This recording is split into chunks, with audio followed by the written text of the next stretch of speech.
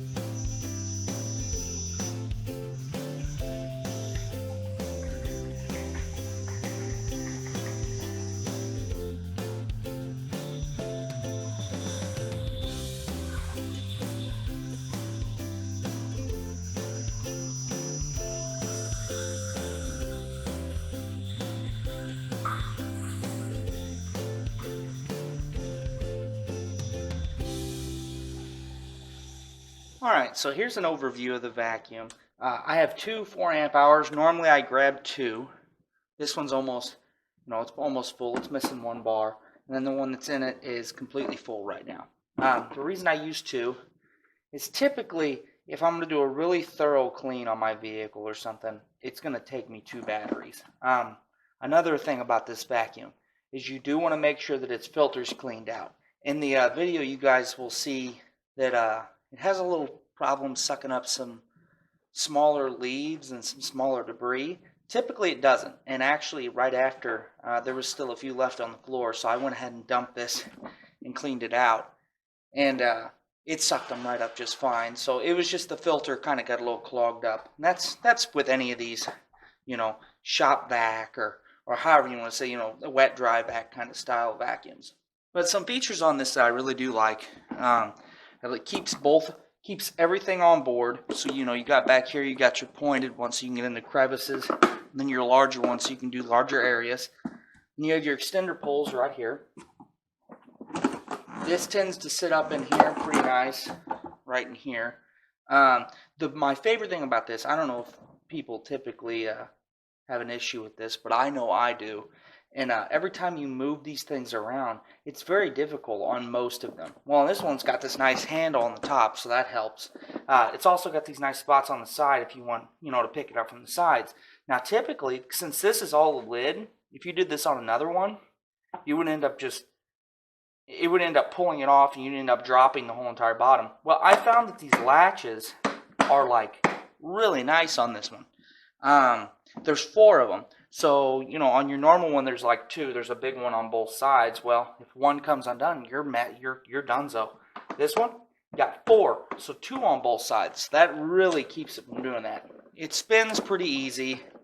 I mentioned in a previous video, I like to call this the mouse. And that's because it always gets underneath your feet.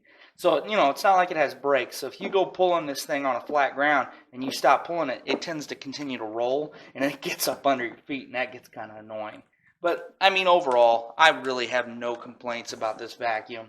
It gives you those nice handles down there at the bottom that really helps you assist you whenever you're dumping out the internals on this thing. Keeps you from having to put your hands up inside of it and get a ton of dust all over you. I mean, you're still going to get dusty, but it helps. Some people say that these been wearing out. At the end of the day, I just use them just to kind of keep them in there, so I don't really have an issue with it. It gives you a spot for 4.